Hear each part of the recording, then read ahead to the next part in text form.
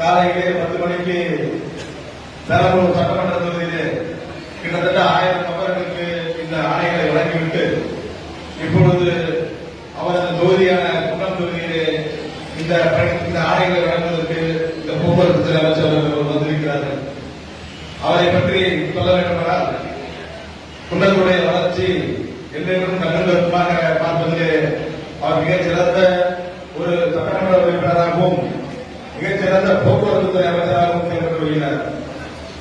சட்டமன்ற உறுப்பினராக எப்படி செயல்படுகிறார் என்றால் ஒவ்வொரு ஊராட்சியிலும் அவரே நேரிலே சென்று வளர்ச்சிப் பணிகளை துவக்குவதாக இருந்தாலும் சரி, போக்குவரத்து துறை அமைச்சராக ஒவ்வொரு மாவட்டத்திற்கும் சென்று வளர்ச்சிப் பணிகளை துவக்குவதாக இருந்தாலும் சரி மிக சிறப்பாக செயல்பட்டு வருகிறார்.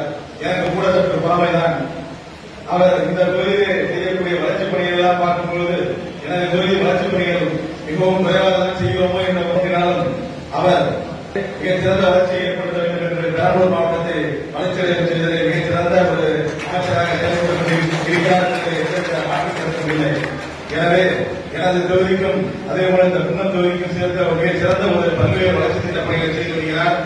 சிப்காட்டிலே இந்த பகுதியிலே வளர்ச்சி அடைய வேண்டும், மாணவர்களுக்கெல்லாம் வேலை கிடைக்கும் என்பதற்காக சிப்காட்டிலே பெரிய தொழிற்சாலையை கொண்டு வந்தவர்.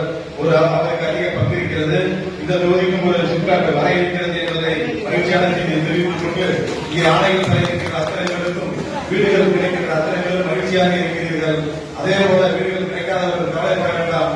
இருக்கிற மாவட்ட ஆட்சித்தலைவராக இருந்தாலும் சரி, திட்ட இயக்குநராக இருந்தாலும் சரி, மற்ற வட்டார அமைச்சர்களாக இருந்தாலும் சரி, அவர்களிடம் பணம் கொடுத்தால் உங்களுக்கான படிப்படியாக உங்களுக்கு அந்த வீடு வழங்கும் திட்டம் வழங்க இருக்கிறார்கள். வருடத்திற்கு 1 லட்சம் வீடுகளை நமது தமிழக முதல்வர் அவர்கள் உங்களுக்காக வழங்க இருக்கிறார். எனவே என்றென்றும் நீங்கள் திராவிட முன்னேற்ற கழகத்தின் தலைவர் தமிழக முதல்வர் அவர்களுக்கு உறுதுணையாக இருக்க வேண்டும் என்று கேட்டு வாய்ப்பிற்கு நன்றி தெரிவித்துக் கொள்கிறேன். நன்றி, வணக்கம்.